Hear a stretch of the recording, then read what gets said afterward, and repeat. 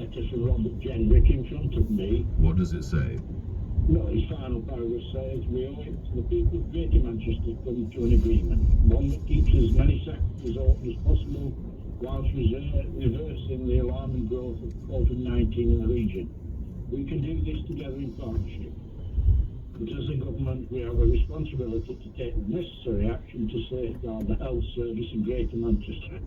If we cannot reach agreement by midday tomorrow, this was sent at 10:22 last night, then with regret, I'll have to advise the Prime Minister that despite our best endeavours, we've been unable to reach agreement. Well, what would that mean for the people of Rochdale, Councillor, and the people for Greater Manchester? Well, I presume it would mean that certain businesses would be locked down with no real scheme in place to compensate them or help them. Although we've been talking a lot, and as always with my mantra is we need to save and protect lives. So are you supportive of where Andy Burnham is, where Mayor Burnham is at this moment? Well, I think Mayor Burnham, along with the other 10 leaders, it's not just Andy Burnham, it's all of us, are trying to reach an agreement with the government. And if you'd have asked me yesterday afternoon, the meeting we had, which there were 62 people present, I would have said we were near there at nearly 3:45 yesterday evening. 2 minutes later, they seemed to change their mind and walked out of the meeting. What is it, Councillor, what is it you're seeking and you're not getting? Well, in negotiation, it's about both sides asking for things and then agreeing things. Now, in this letter, they do seem to be offering us quite a few things that we've asked for, like stronger powers to make sure if any business doesn't close or doesn't do things correctly. They've also said the national schemes are available, but I think the two things that we're sticking are hardship funds for Greater Manchester and the shielding, which if we want to protect the most vulnerable members of society, surely we should shield them, and that by shielding them we also protect the NHS from being inundated by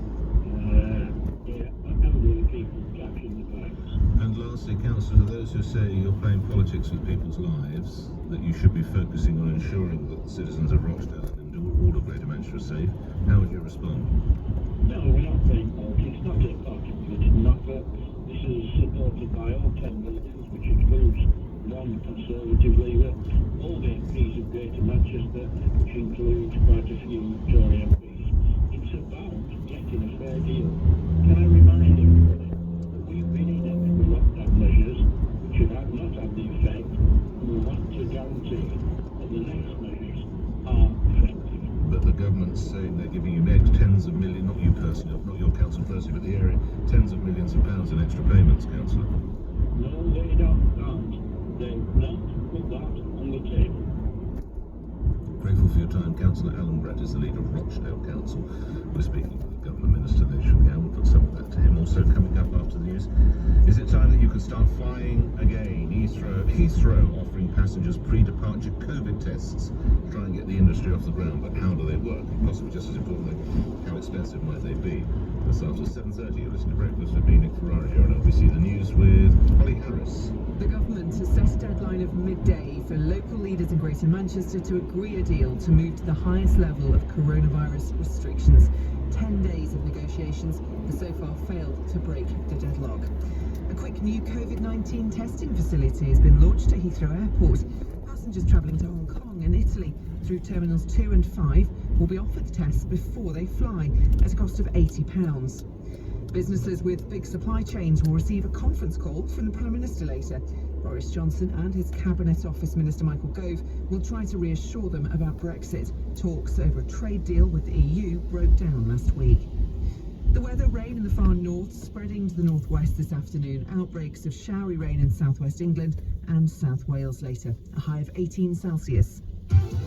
Eddie Mayer on LBC. TDC, your policy of a national lockdown, what restrictions would there be? It would be close to our tier 3. And that's really why I was asking you about London, because if you're saying to me that the policy of your party is to have a nationwide something similar to tier 3, why aren't you calling for that for London now? The government have said to us that they do not want us to go down that path. Yes, I'm asking about your party's policy. I don't think I can answer that question. Eddie Mayer, this afternoon from 4. With O2 Business, who offer flexible solutions to help manage business uncertainty. LBC. I wash my hands to protect my family.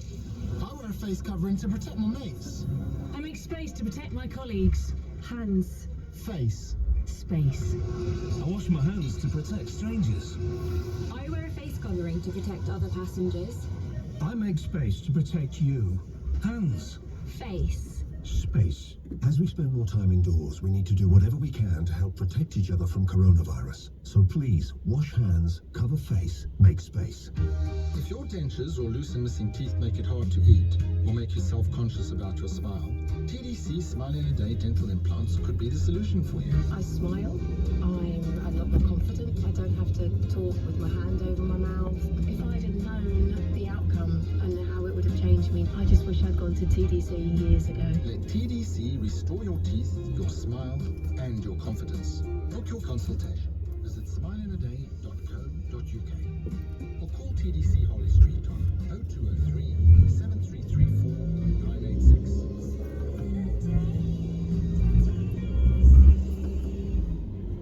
Authentic Lebanese cuisine by Marouche. Exquisite comfort food. Our restaurants are open for takeaway and deliveries.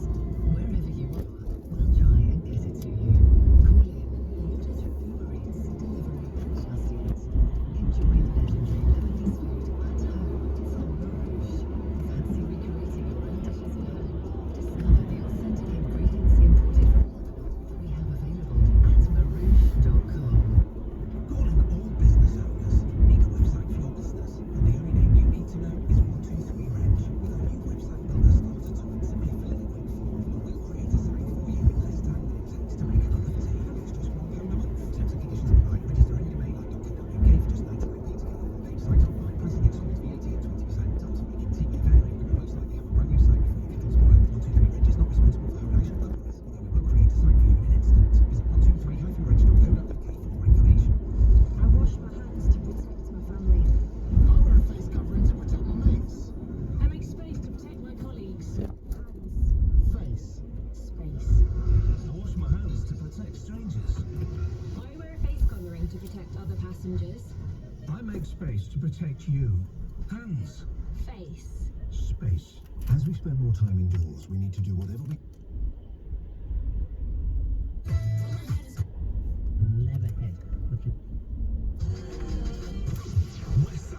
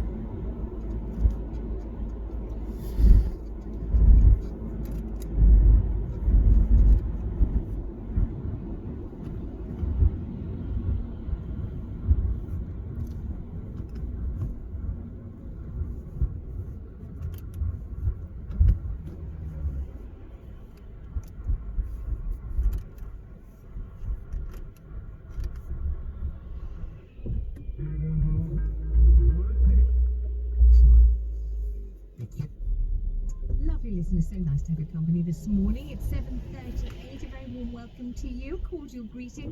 It's Tuesday, the 20th of October. I'm so delighted you've chosen us here at BBC Radio London. We're trying to think of ways to adorn our lives rather than constantly to lament what is missing. Indeed, to celebrate what we might incorporate, what we can legally do within the restrictions, and that might bring a little bit of balm to the soul, a little bit of joy to our lives. And in the summer, you will recall many people felt leaning towards horticulture. These are people often who never even bothered to notice a garden or a hedge or a dandelion before, but suddenly in lockdown, people started taking pictures on their phones of flowers and leaves and fern fronds and all sorts. And the next thing was everyone wanted to grow something, and ideally something pretty to cut and put in a vase or something delicious to eat.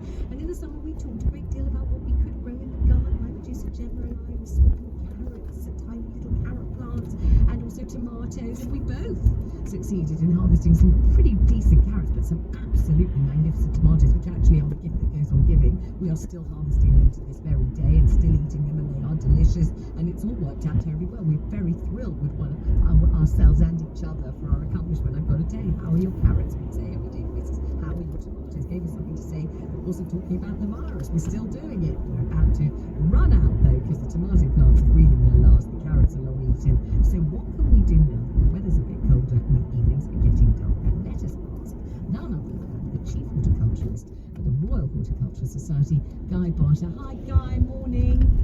Good morning. We're hoping you will rescue us with a few horticultural suggestions and things that we can do now, things that we can plant and harvest and still enjoy the outdoors when it's light enough and bright enough and not too cold. What can we get busy doing, Guy? Well, you can do all sorts of things. This is a great season for planting. If you fancy inserting or got space for a tree or a shrub, it's a good time to do that. Right. Bulb planting, of course, is a wonderful thing for the autumn, and garden centres are full of lovely plants to adorn pots and containers on patios, balconies, and any other small space. And which are the right ones to buy? Because sometimes the colours are a bit dazzling and you're not 100% sure, and sometimes it basically boils down to what are the things that the plants that they're very bright pink very often? Cyclamen. There are loads and loads of cyclamen, and you just think, well, if I don't want a cyclamen, what am I meant to do? It's a bit like that, isn't it? Sometimes. Well, it can be. The cyclamen have their place, particularly if you mix them in with foliage plants like ivy, for example, and dwarf grasses.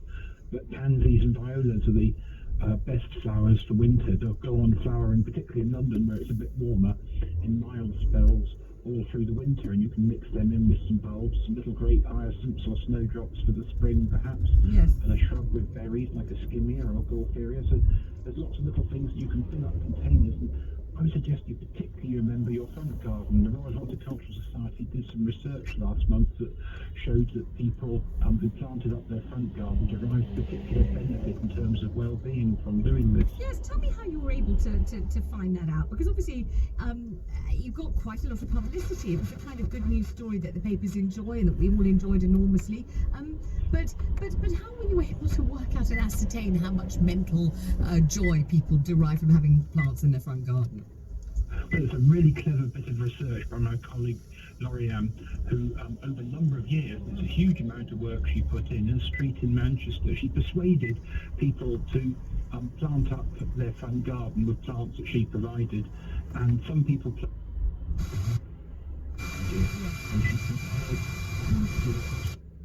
people felt about it, and she also got them to spit into a little thing that measured the cortisol levels in their saliva, which is a measure of well-being. So yes. By doing this, she was able to come up with scientifically valid research that showed there was a significant difference in people's well-being. Very interesting, because in London, of course, lots of people, and we've been talking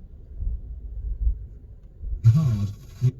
For example, and there's nowhere for the rain to trickle away because people have concreted over and paved over their front gardens, desperate as they are for somewhere to park their cars. So there's been an awful lot of that. Now we have these vast and unsightly wheelie bins, plus all the additional bins for this purpose and that purpose and the other purpose, filling up any space that we had. So it's a lot harder in London, I would imagine, than anywhere else in the country to find anywhere in your front garden if you have one to plant anything, isn't it? Well, this is very true, and you have to be reasonable. People need somewhere to park, somewhere to get shopping out and so forth. But there's always corners in the front garden that don't actually are not actually needed by the car or by foot traffic. And if you can put a shrub or even a small tree in such a place, you can do a terrific amount of good by absorbing rainfall and also reducing the wind flow in the street so it's less dusty. It also helps wildlife, birds, for example, increasing biodiversity. So we're hoping that people will kind of insert plants where they can. And what about anything that you could grow to eat at this time of year? Is that not a good idea, or is it possible still? Well, if you've got a vegetable garden or some suitable containers, you can certainly plant onions and shallots and garlic and raw beans. They'll mostly be ready for next year. But on a windowsill, or if you're lucky enough to have a conservatory or even a glazed porch, you can sow trays of lettuce seeds, for example, and other small salads, and you can pick those as mini leaves as a garnish for your food. And it won't take long at all for those to grow, will it? How long? 2 or 3 weeks. Oh yeah, brilliant. Well, that's the one we want, isn't it? We want those lettuce, those little, because at least you get an instant result, and you can eat something fresh, and the children can pick them, and you can go every day to check how they're doing, and all that kind of thing. That's what we're really looking for. I mean, planting a big shrub and then looking at it next year, that's one thing, but we want a bit of instant gratification, Guy, if we can. Of course you do, and happily those little microgreens or leafy or mini leaves, as we call them, are a great way of doing that. As you say, children enjoy them. You can buy pea seeds and cut the sprouts. They're particularly tasty as well. Right, so we go out to the garden centre. We're looking for these salad leaves. What will they